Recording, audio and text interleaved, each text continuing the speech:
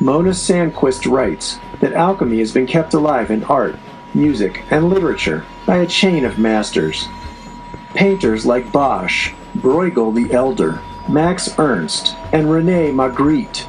Musicians like Mozart, Scriabin, and Schönberg, and writers like E.T.A. Hoffmann, Balzac, Gerard de Nerval, Mallarmé, Otard, Yeats, and Joyce. The paradox of the black sun is that it is an image that simultaneously expresses what traditionally has been held to be a pair of incompatible and opposing phenomena: darkness and light, blackness and luminosity. Yet in the image of Saul Niger, they are intimately linked. This luminous paradox at the heart of the black sun has been a theme, both explicit and implicit, in the work of painters who have painted in black. Explicitly, there have been a number of artists who have painted black suns, including Motherwell, Matisse, Ernst, Calder, and others.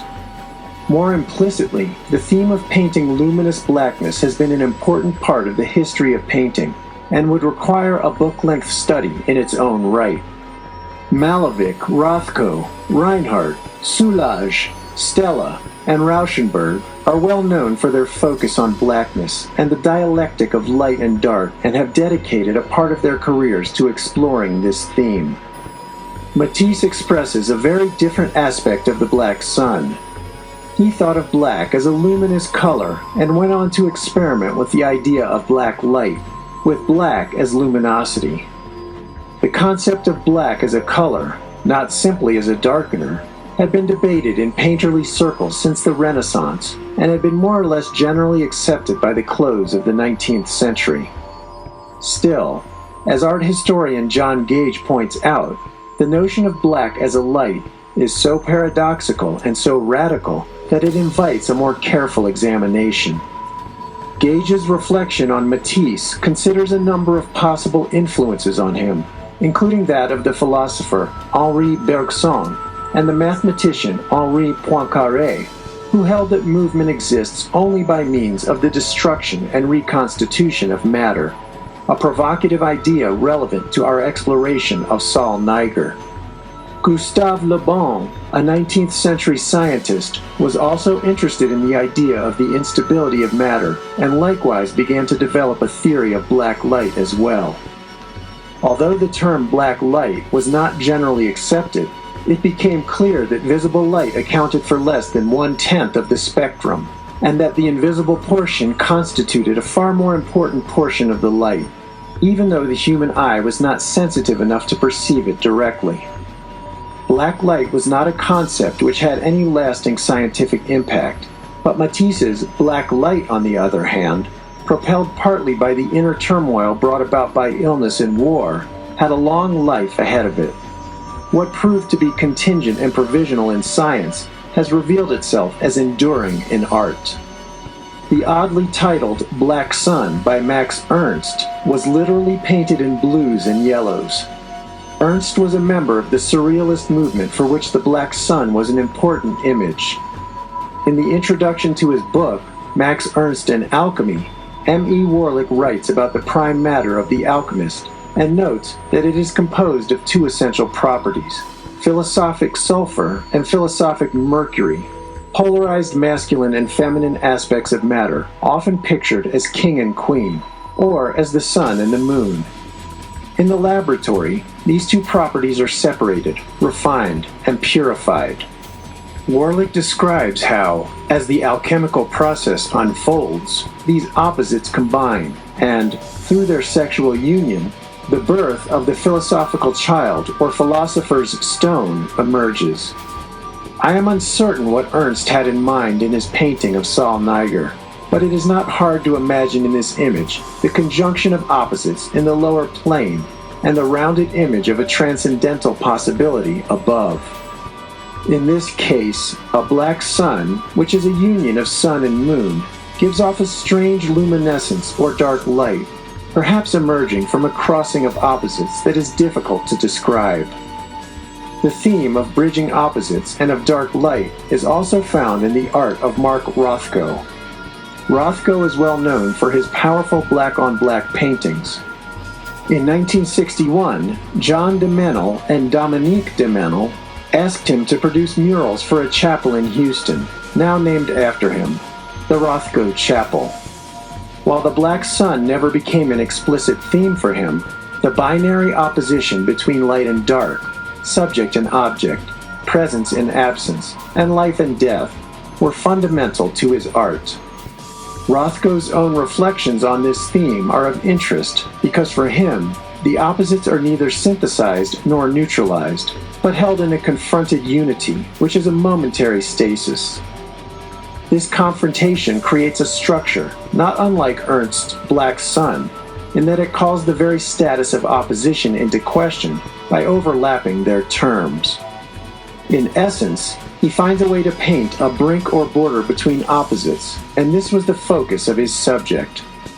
In his so doing, Rothko's art expresses the affective power of a state of irresolution or undecidability.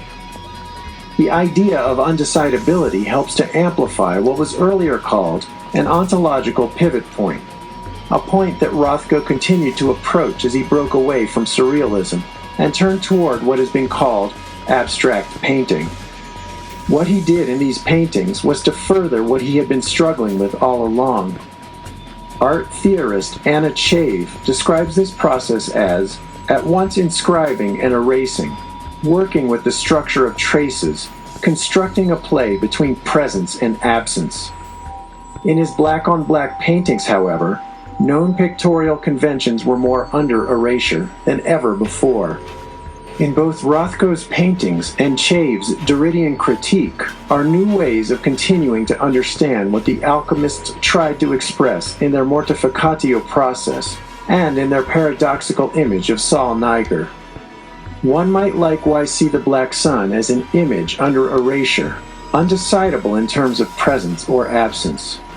For Chave, Rothko's black-on-black paintings are directed against the closure of metaphysics, that is, the kind of thinking that binds one into binary hierarchies and ontological commitments to presence over absence. In Rothko's paintings, Chave concludes, absence had come to the fore. Chave notes that postmodern philosopher Jacques Derrida's terms for this gesture of effacing the presence of a thing is writing, écriture, and that a text, whether literary, psychic, anthropological, or pictorial, is precisely a play of presence and absence, a kind of artistic fortida, a play of the effaced trace. Rothko's attempt to paint this pivotal point between presence and absence was also an attempt to paint the void. This led some of his critics to consider him a religious man or mystic, a description that he himself denied. One might also imagine Rothko struggling with the death instinct as we have described it, as an urge toward the unthinkable. In 1958, while lecturing on his art, he declared that tragic art deals with the fact that a man is born to die. For Chave, his art engaged the emotions most subject to repression, those insufferable intimations of mortality and that invasive sense of nothingness that permeates modern experience. Chave cites Adorno. The greatness of works of art lies solely in their power to let those things be heard which ideology conceals. Rothko's black paintings, rather than creating a hysterical defense or fascination, served as revelations of a kind, less reassuring than troubling.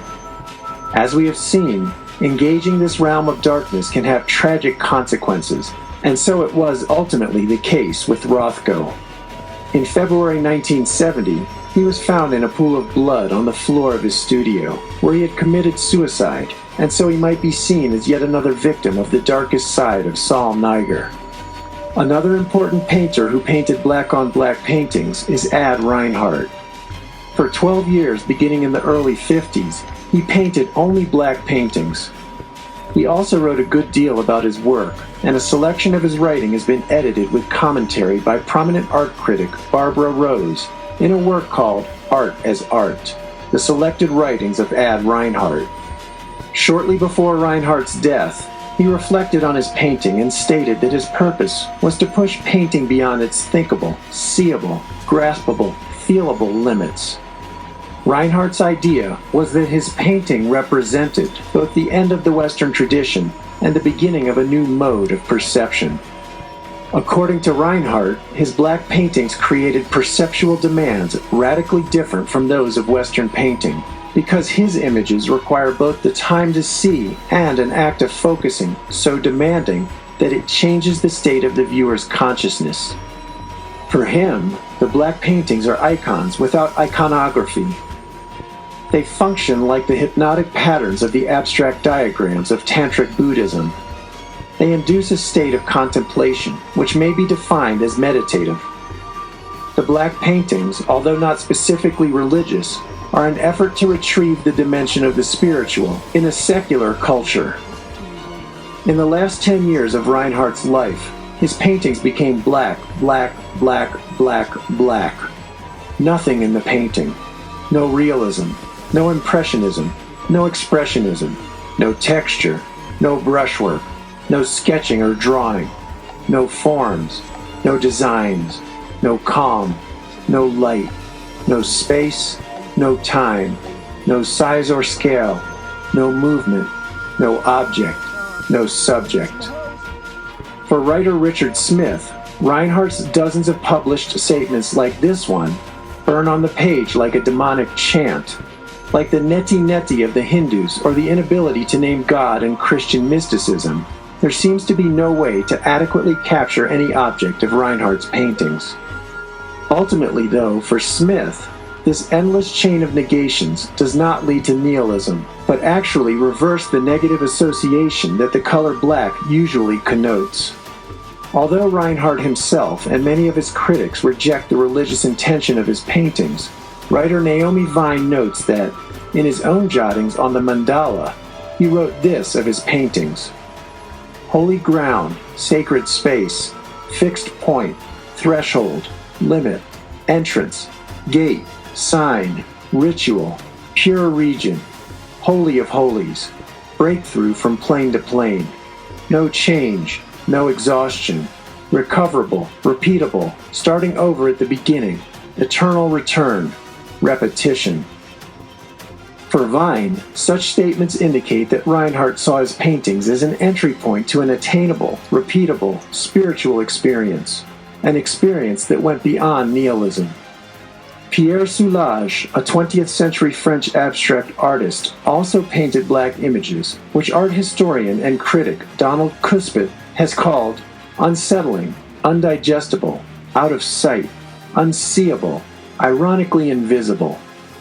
Like Rothko and Reinhardt, Soulages' paintings do not submit to the usual process of perception and have the effect of displacing and minimizing the ego's subject. For philosopher Theodor Adorno, Soulages' images lead to an emaciation of the subject and constitute a blackness that is too extreme to become the site of human fantasy. Such statements bring to the fore the tension between a humanistic ego psychology and a psychology that could do justice to postmodern sensibilities of abstract art. The complexities of such a psychology must go beyond binary opposition and approach the kind of undecidability that opens the psyche to a process of creativity and the sacred. Even though Cuspit finds it oversimplifying, he still characterizes Soulages' purpose as being to find the light in the dark, more particularly the light that dwells in the darkness and that, at the moment of revelation, is secreted by it, as it were. Such a moment is reminiscent of the Alchemy, as noted in Chapter 2, for whom such a moment is sacred. Cuspit goes on to suggest that what Soulages points to is the self at its most extreme and emaciated point, desperate for the light that can transfigure it, a light that is always latent and concealed within blackness. Finally, for Soulages, blackness is not the end, but the starting point for a subtle, almost inexpressible light. For the alchemist, I believe, this light was the lumen natura, which, like Jung's scintilla, glows at the heart of matter itself. For Soulage, there remained a primitive and fundamental, if not essential, split in the psyche between light and dark, which Cuspit feels the painter could never quite resolve.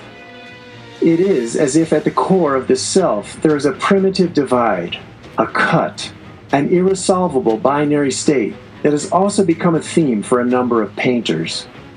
The idea has affected the material basis of painting itself.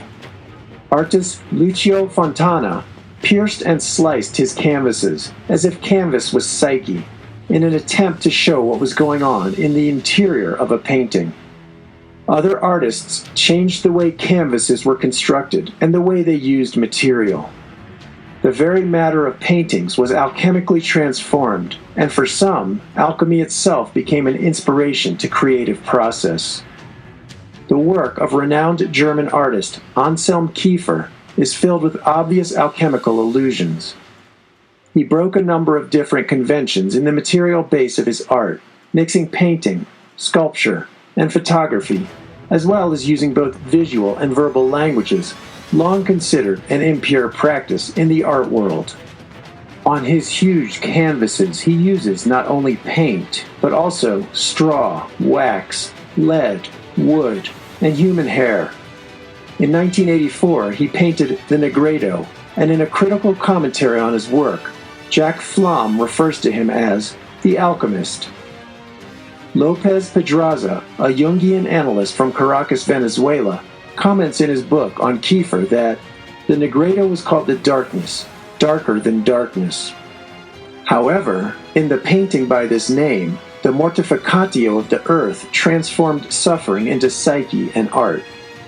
Here, as in other paintings, Kiefer goes to the margins of the darkest shadows of our history and our personal and cultural life. His art demands a confrontation with taboos, indigestible traumas, and the unhealed wounds of our age. Such a conscious struggle with wounds affects the soul of the artist and stimulates the individuation process. In The Starred Heaven, 1980, a photograph of Kiefer appears faded out, and a dark, stormy sky is painted all around him. Standing on a snake, the figure has his hands on his hips. Written on the painting are words taken from Kant. The starred heavens above us, the moral law within us. For Lopez Pedraza, Kiefer's self-image is an expression of the artist's individuation. He notes, as other commentators have, that in the center of the figure's chest, at the site of his heart, is the artist's palate, marking the place from which creative expression comes. The starred heaven is then equated by Lopez Pedraza with the alchemical scintillae, the first appearance of the soul. The sparks of light in the dark sky that for Jung reflected the multiple centers of the psyche in the darkness of the unconscious. Note that what has been seen as a palette in the heart area of a starred heaven also resembles a black sun, and with Saul Niger, individuation leads to dying.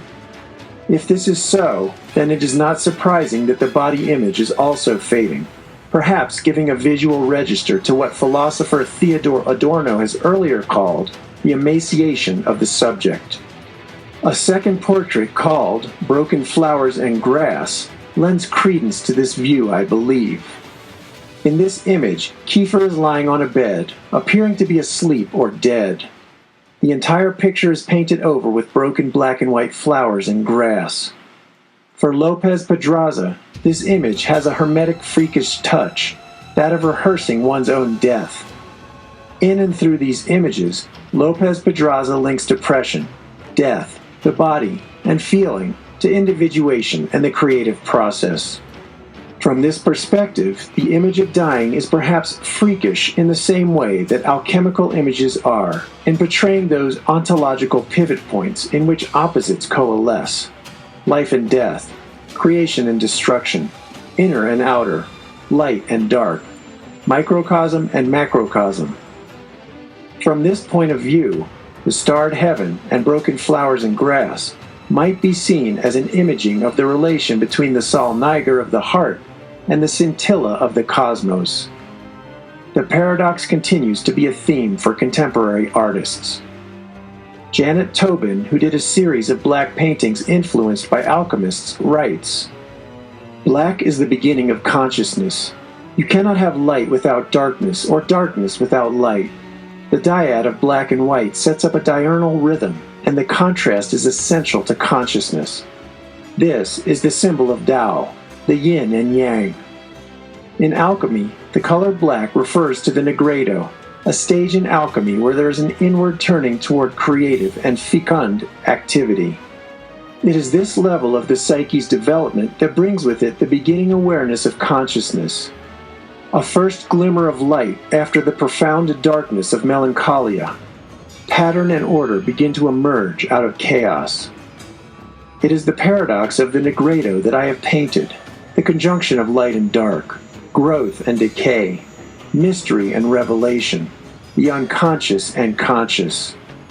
These paintings are visualizations of the void, a black abyss which contains everything and nothing.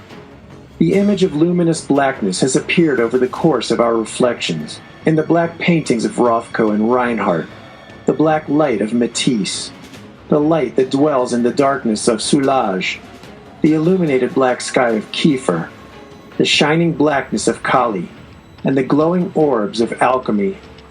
All of these reveal what Jung calls the light of darkness itself, an expression of the alchemist's lumen natura.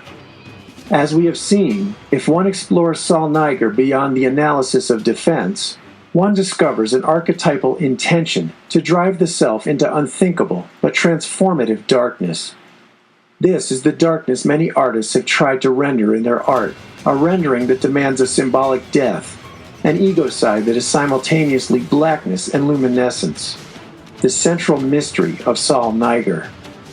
In the next chapter, we explore the lumen natura in order to deepen our understanding of this paradoxical luminescence. Chapter 4. Lumen natura, the light of darkness itself. Yet mystery and manifestations arise from the same source. This source is called darkness.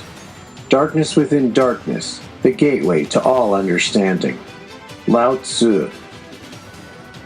The lumen natura is an image of light at the core of ancient alchemical ideas. One of the aims of alchemy was to beget this light hidden in nature, a light very different from the Western association of light as separate from darkness.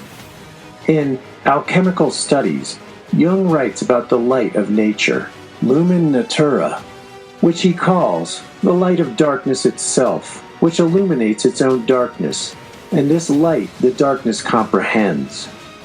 Therefore, it turns blackness into brightness, burns away all superfluities, and leaves behind nothing but facium et scorium et terram damnatam, dross and scoriae, and the rejected earth. The process of burning away the inessential was part of the alchemical phenomenology of fire, intended to bring about a purification. The alchemists called this process calcinatio. Edinger dedicates a chapter of Anatomy of the Psyche to this procedure. One aspect of this process is cremation, which brings about both the death and blackness of mortificatio, as well as drying and whitening of the matter undergoing the process. The alchemists refer to this process as the albedo. Abraham notes that the clear moonlight of the albedo leads the adept out of the black night of the soul, the nigredo. The alchemical procedure, calcinatio, has its parallel in tantric rites, in which Kali is worshipped at cemeteries. The goddess copulates with her consort Siva on the body of a corpse, which is burning in a funeral pyre. These rites symbolically and ritually depict death, out of which a new spiritual human being arises, shining. In alchemy, certain passages of text also emphasize a shining or glowing blackness. In one, the black matter is called the Ethiopian. A text by 15th century alchemist and astrologer Melchior says, "Then will appear in the bottom of the vessel the mighty Ethiopian. He asks to be buried, to be sprinkled with his own moisture and slowly calcined till he shall rise in glowing form from the fierce fire." As noted, alchemical texts have traditionally spoken of this kind of renewal as a transition from the blackness of the nigredo to the whiteness of the albedo. But I believe we have to be careful not to interpret this white outcome of the alchemical process in terms of literal color, since there is a tendency in modern culture to see white and black as opposites. The whiteness of the albedo is simultaneously a developmental step in a series of alchemical processes and the illuminating quality intrinsic in the blackness of the nigredo process. The whiteness that the alchemists speak of is not a whiteness separate from blackness. On the contrary, to understand the renewal that follows the nigredo, one must go beyond simple dichotomies and see into the complexity of the blackness itself. Putrefaction extends and continues even unto whiteness, says Figulus. Hillman notes that the shadow is not washed away and gone, but is built into the psyche's body, which then exhibits its own kind of lustration and contains both darkness and light. It was a light Jung came to know in his alchemical studies. In an Arabic treatise, 1541, attributed to Hermes, the Tractatus Aureus, Mercurius says, "I beget the light, but the darkness too is of my nature." In alchemy, light and dark and male and female are joined together in the idea of the chemical marriage, and from the marriage of light and dark, the filius philosophorum emerges, and a new light is born. They embrace, and the new light is begotten of them, which is like no other light in the whole world. This light is a central mystery of alchemy. Jung traces the idea of the filius, the child of the marriage of opposites, to the archetypal image of the primordial man of light, a vision of the self that is both light and dark, male and female. Jung finds amplification for his idea in the mythic figures of Prajapati or Purusha in India, in Gayamort in Persia, a youth of dazzling whiteness like Mercurius, and in Metatron, who in the Kabbalistic text of the Zohar was created together with light. Paracelsus also describes the man of light, whose illumination is the result of the integration of opposites, as identical with the astral man. The astral or primordial man also expresses our own archetypal possibility for illumination and wisdom. The true man is the star in us. The star desires to drive men towards great wisdom. It is interesting to see Derrida's reading of solar mythology and the problematics of illumination resonating with Jung's thoughts about the primordial man.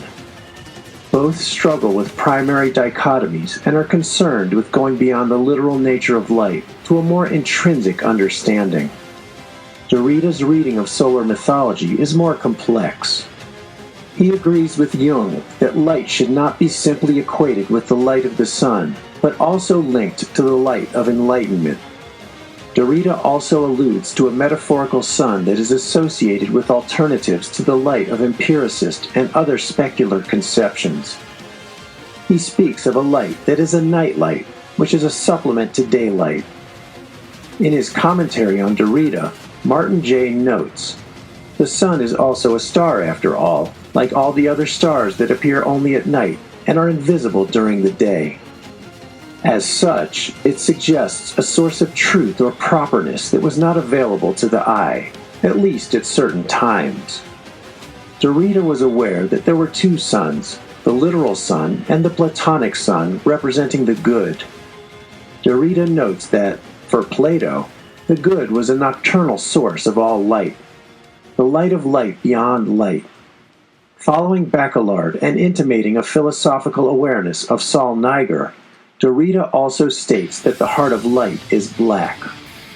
Plato's sun not only enlightens, it engenders.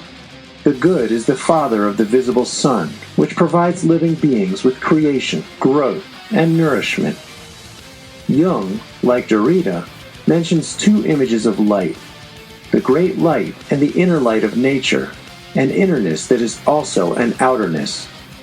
This dual vision is characteristic of the primordial man, whose light is ultimately the mundus imaginalis. This, according to 20th century French scholar, philosopher, and mystic Henri Corbin, must not be confused with the imaginary in our current understanding of the term. The double nature of light is itself an archetypal theme, along with the invisibility of the so-called inner light.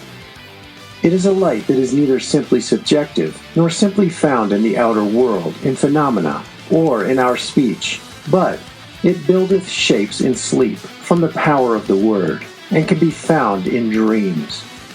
The attainment of this light was, for Paracelsus, his deepest and most secret passion.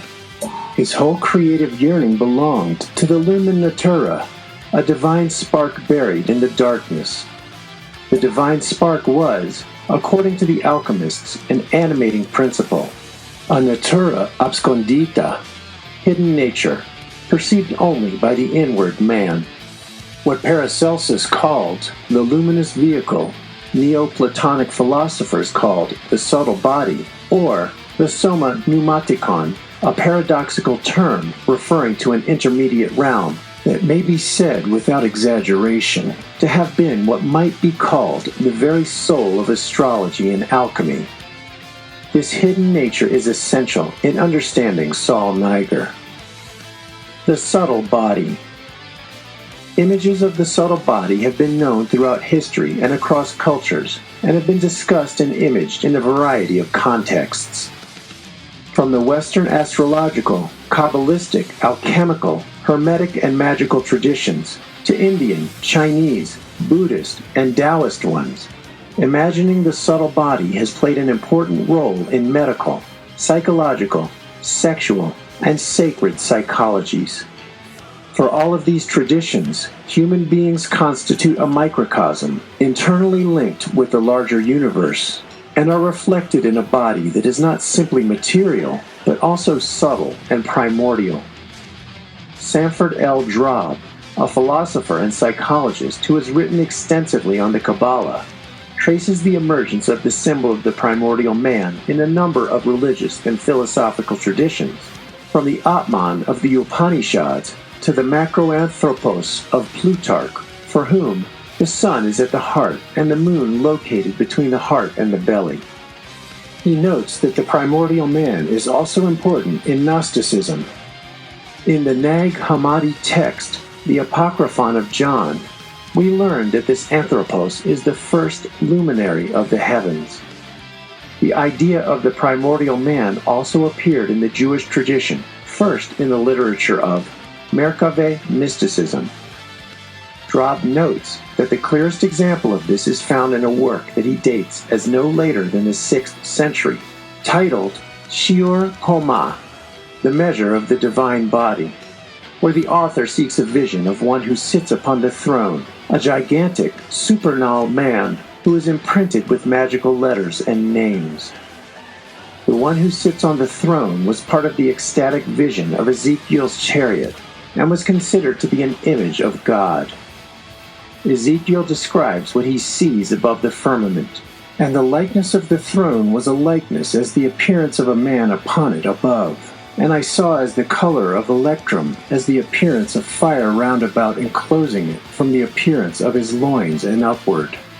And downward I saw, as it were, the appearance of fire, and there was brightness round about him. Imagining the divine in human form presented a problem for some Jewish thinkers. The 12th century Jewish rationalist Maimonides believed that the Shiur Koma was heretical and should be burned, but other authorities understood these images differently. Scholem, a scholar of Jewish mysticism and a colleague of Jung's at the Eranos Circle, held that these images did not imply that God himself had a body, but that a bodily form could be attributed to God's glory, or the divine presence, or Shekinah. As Jewish mysticism developed, especially in Lurianic Kabbalah, the attempt to imagine the divine took shape in the image of the primordial man, Adam Kadmon, who began to be imagined in bodily form. The body of Adam Kadmon is considered to comprise 10 sephirot, a kind of infrastructure of fundamental archetypes linking God, human beings, and the world. Sometimes the configuration of these structures is imagined in the form of a tree, and at other times as comprising the structure of primordial humans.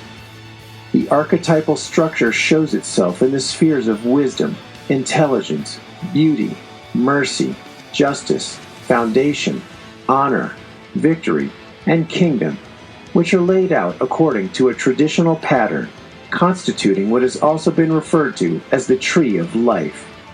There have been many descriptions of and variations on both Adam Kadmon and the Tree of Life in Kabbalistic literature. Adam Kadmon as cosmic man and an image of the subtle body has also been taken up in Christian Kabbalah. In this image of the head of Adam Kadmon, the skull is drawn in such a way as to reveal roots as part of the brain structure, linking his subtle body with the image of the tree.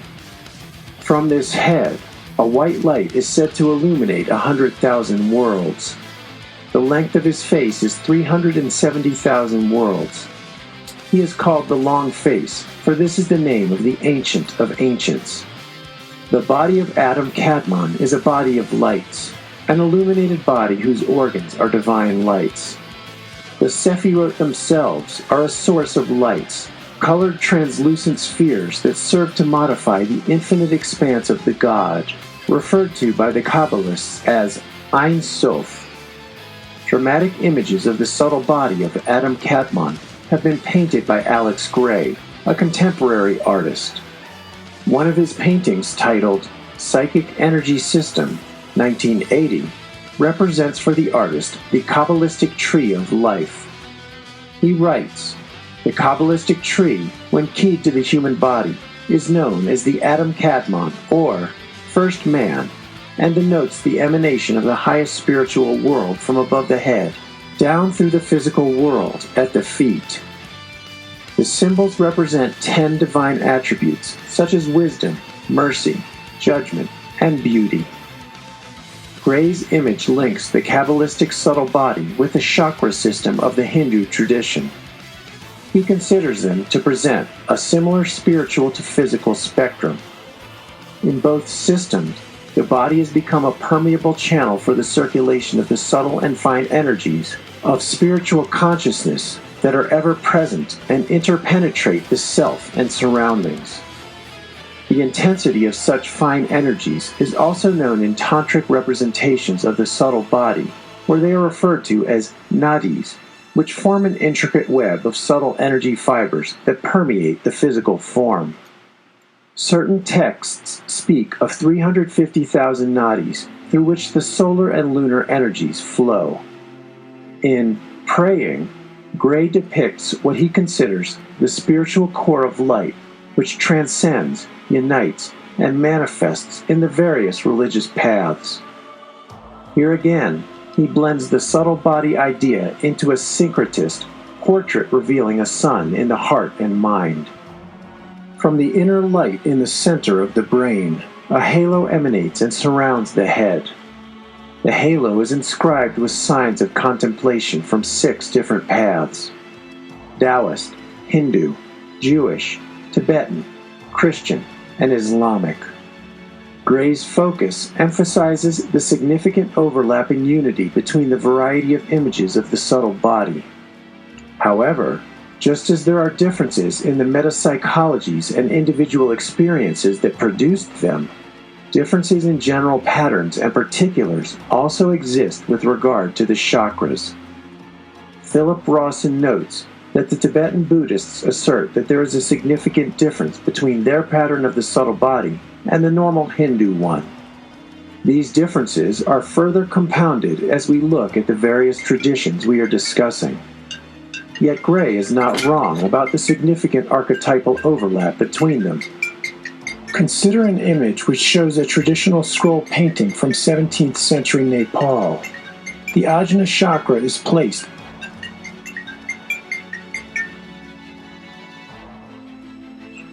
Differences are further compounded as we look at the various traditions we are discussing. Yet Gray is not wrong about the significant archetypal overlap between them. Consider an image which shows a traditional scroll painting from 17th century Nepal. The Ajna chakra is placed in a similar position as Gray's sun and is considered the third eye of wisdom. At the very top, not indicated in Gray's image, are the male and female deities pictured in intimate embrace, signifying the interpenetration of opposite forces. Consider a full-body view of the chakra system. The Ajna chakra is again pictured with male and female deities in an intimate relationship, and a number of different deities appear in each chakra. At times, some of these figures become standardized, but in other representations, they change according to the individual inward psychic experience of yoga and tantric practice. Rawson describes how when the subtle energy, bodhicitta, becomes united with the void of wisdom, the sky of the mind filled with infinite visions and scenes. Then, like sparks, seed mantras emerge and crystallize gradually into complete and glowing living forms of devatas, beautiful or terrible, which confront the meditator. These images of the creative imagination can be both personal and transpersonal to the mediator. Like active imagination in analysis, these forms can become important reference points and inner powers that at times extend individual consciousness, while at other times they challenge and prepare the ego for dissolution and transformation. These images have a personal psycho-spiritual importance, as well as contributing to the traditions from which they emerge and add to the overall collective representation of the subtle body. The subtle body of Taoist alchemy. Many years ago, I read an impressive article by scholar Erwin Roussel titled Spiritual Guidance in Contemporary Taoism. In the article, Roussel describes two alchemical diagrams, a black and white rubbing made from a stone tablet he found in the monastery of the White Clouds near Beijing, and a colored scroll unquestionably based on the stone rubbing. Roussel comments that both stone and painting are identical, with some small differences. The rubbing is translated as illustration of inner circulation and consists of a diagram of the head and torso seen from the side. The entire diagram is framed on the right by the spinal cord, which connects the lower torso with the cranial cavity. Roussel notes that on closer inspection, the whole image is a symbolic one, and is in essence a diagram of the subtle body and a map of the transformation process of Taoist alchemy. The progression is physical as well as spiritual, for the body must provide the vital force through whose sublimation the spiritual, immortal man is born. Within this subtle body are several images based on alchemical principles. Taoist alchemy, known as inner alchemy, Nedam, focuses on visualization and the use of symbols in an effort to achieve purification, spiritual renewal, and union with the Tao. I particularly remember a section of Roussel's article dealing with internal alchemy and Chinese medicine, in which he wrote, "In the dark firmament of our inner world, the constellations of the microcosm, or the Genyi, or gods, of our organs appear." He is describing a system of inner, non-literal physiology, part of the magico-animistic system of old Chinese cosmology, in which the human being is seen as a little cosmos. Here, the processes of transformation, circulation, and renewal are symbolically described in great detail as a guide to the initiate's search for eternal rejuvenation and the creation of the immortal self. In this inner world, one comes across the cave of the spirit field, the plowing of the earth, and a place where the spring takes its ambrosian liquid from the moon. In the kidney region, we therefore find pictured the weaving maiden who sets in motion a pulse in the form of a thread that can be seen running upward from the spinning wheel to the spinal cord. Down further is the yin-yang gate of the underworld. The text is filled with provocative images of transformational archetypes that have remained with me over the years. A few years ago, I had an opportunity to lecture on Taoist alchemy and Jungian analysis in China. With these images in mind and my current work on Taoist alchemy in hand, I set out to find the monastery, the Taoist monks, and the Chinese doctors who might help to further elaborate this process. In Beijing, I had a fruitful exchange with Li Chunyin, professor and doctor in charge of the Institute of Traditional Chinese Medicine. Li elaborated on the complex interrelationships between emotions and organs that are reported to have physical, mental, and spiritual functions. She spoke about the process of healing and the use of dreams in her practice, and offered examples. Later, I went to the Temple of the White Clouds, where I found a copy of the stone rubbing Roussel had earlier described. It was a moving experience to arrive there where the work of internal alchemy had been practiced over the centuries. The famous poet Cha Shen-xing of the Qing dynasty, 1644 to 1911, described the temple in the following poem. The winter gravel path looks warm. At dusk, the old temple is shady and cool. Falling leaves are crushed under my feet. The last sun rays linger in half the court. Grave the closed alchemical stove stands. Serene the stone ordination altar remains. So familiar seem the meritorious pillars. A fairyland indeed this is. These images capture well the mysterious and legendary Temple of the White Clouds. While at the temple, I also acquired a book on internal alchemy, which to my knowledge has not yet been translated into English.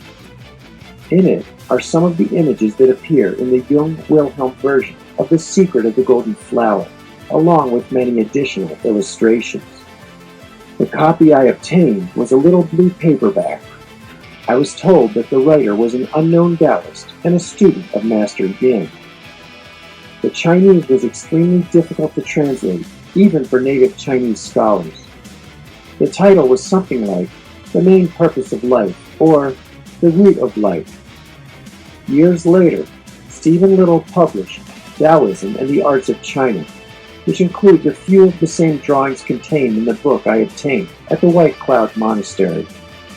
It appears that the book is a copy of the 1615 text translated as Directions for Endowment and Vitality. Little's commentary states that the text, which is illustrated with more than 50 diagrams, is a Ming Dynasty treatise on inner alchemy. The breadth of the text and illustrations led Joseph Needham to call it the Summa of Physiological Alchemy. Needham. The discovery of this book and scroll led me to seek out a number of meetings with Taoist monks, many of whom were surprisingly willing to share something of their esoteric practice and knowledge of this text and scroll. For our purposes here, I focus on the birth of the spiritual embryo in the solar plexus.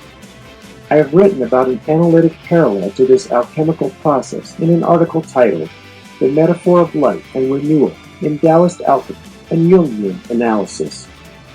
The solar plexus is an important area of subtle body theory and a center of vital force in Taoist alchemy. In a figure from the text by Master Yin, one can see the importance of this center and the dynamic energies that are activated in the alchemical process. The center is called the elixir field, and in this center, a spiritual embryo is born, representing a newly rejuvenated life. The role of the spiritual embryo is similar to Western alchemy's role of the Filius Philosophorum, which Jung discusses. In analytic practice, as well as in Taoist alchemy, the psyche works to activate this elixir field. Experiences similar to these images from Taoist alchemy appear in analytic practice, but they do so in a highly individual way. Jung's alchemical studies references a series of drawings that reflect the inner experiences of a patient whose images might well be imagined as parallel to, but highly individual expressions of, a subtle body in traditional Taoist alchemy. He briefly comments on these images, noting how, in this image, the black earth that was previously far below his patient's feet is now in her body as a black ball in the region of the Manipura chakra. which coincides with the solar plexus. In a surprising connection, Jung then states that the alchemical parallel to this is the black sun. This means that the dark principle or shadow has been integrated, lifted up, and is now felt as a kind of center in the body. Interestingly, Rebecca Kenton, who also has written about the subtle body, notes in the same way that the sun continually radiates energy to the planets, the Manipura or third chakra, and distributes psychic energy throughout the entire human framework, regulating and energizing the activity of various organ systems and processes of life.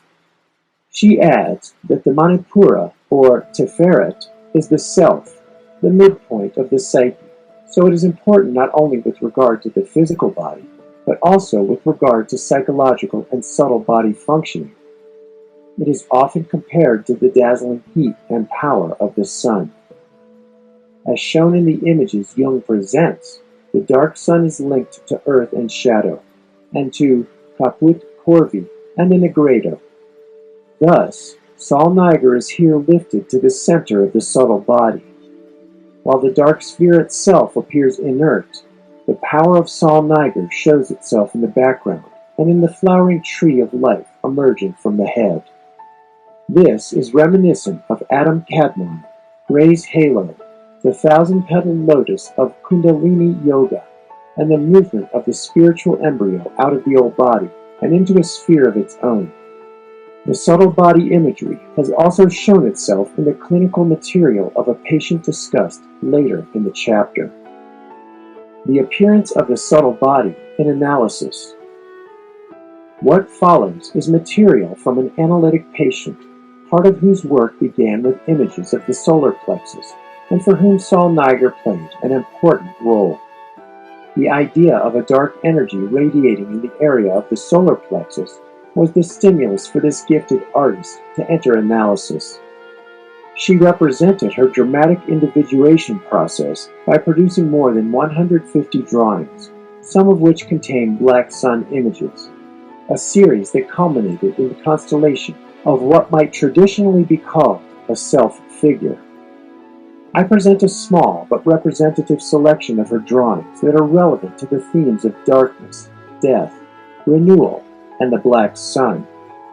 In this case, there are parallels between her analysis and art, myth, literature, and religion that amplify the artistic expression of her individuation process.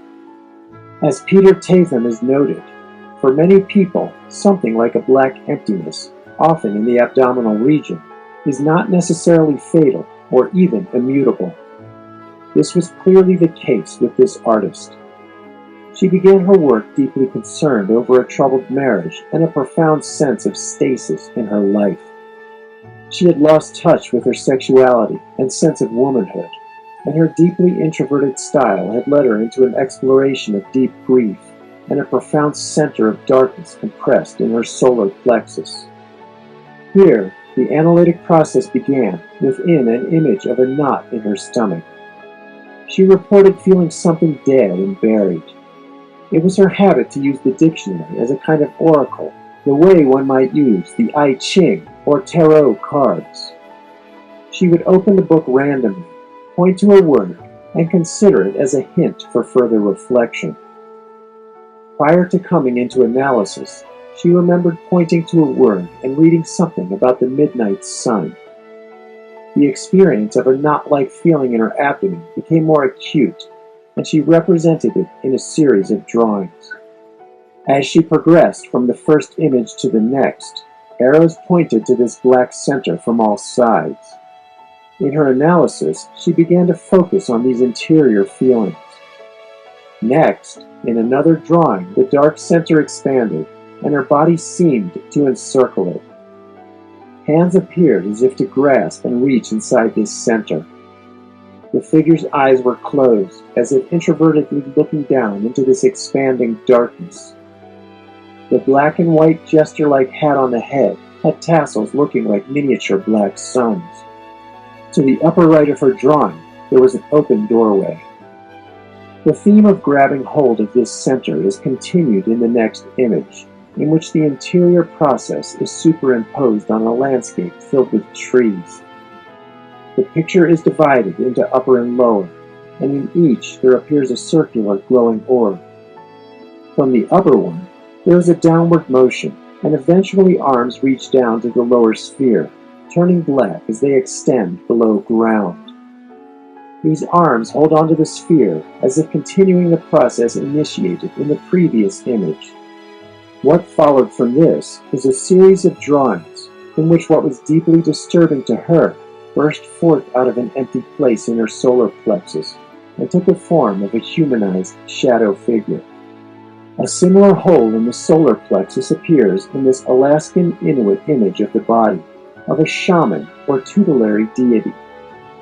The idea is that, in religious life, the body is opened up, broken down, and transformed.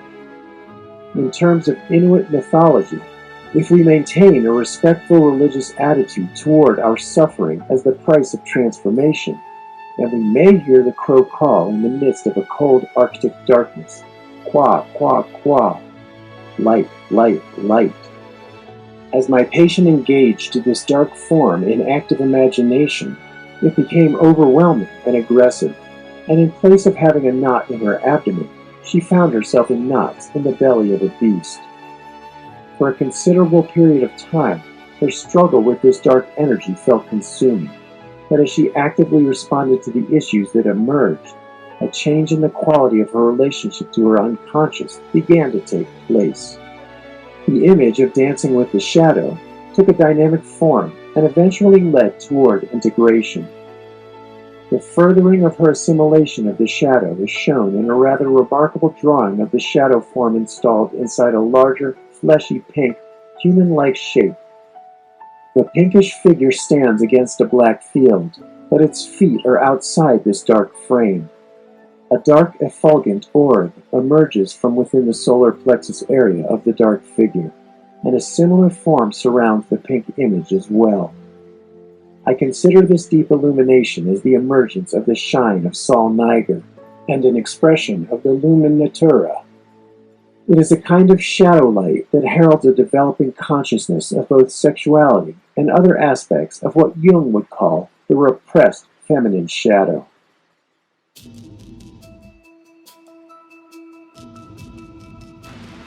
The theme of pinkness continued to represent these issues, and in a subsequent image appeared inside a dark sphere. The issues surrounding her female identity and sexuality remained difficult, imagistically wrapped in vaginal-like concentric tufts of darkness, and emitting a strange luminescence. Later, a female figure emerged. Her black dress is mandala-like and reminiscent of the vaginal darkness of the prior image. In these images, we see the continuing development of feminine sexuality, which continues its awakening in the next image. In this image, a pink deer's tongue moistens the gray face of a woman lying in darkness. The moisture of tears pours down her face. At the top edge of the picture is a green and blue band with what looks like an emerging sun and a small plant growing out of the darkness. The whole image gives one the feeling of a possible awakening, Sleeping Beauty-like, but here the prince appears as a nurturing animal soul. Jungian analyst von Franz notes the importance of animal instinct in such an awakening. The awakened female body appears in the next image, in which a black field is covered over by intense red, exploding with images of copulating Asian figures. At the bottom of this image, a figure reclined on a pillow, bathed in a golden light, representing the intensity and pleasure of an awakened body and the beginning of the overcoming of the tension of opposites. The rising sun in the earlier animal image is realized in the illuminated body below. Asian erotic art has produced similar images. For the Chinese, sexuality has a central place in the cosmic scheme of things, and it is useful to place such images against the background of the Taoist vision. As scholars Philip Rawson and Laszlo Legeza note, the male and female sexual organs have names whose imagery forms part of the secret language of Taoism. The male is the red bird, the jade stalk, the coral stem, turtle head, the heavenly dragon pillar, the swelling mushroom. The female is the peach, the open peony blossom, the vermilion gate, the pink shell. Sexual intercourse itself is referred to as the bursting of the clouds in the rain. Plum blossom is a subject painted tens of thousands of times on beds, screens, and porcelain. Is actually a name for sexual pleasure.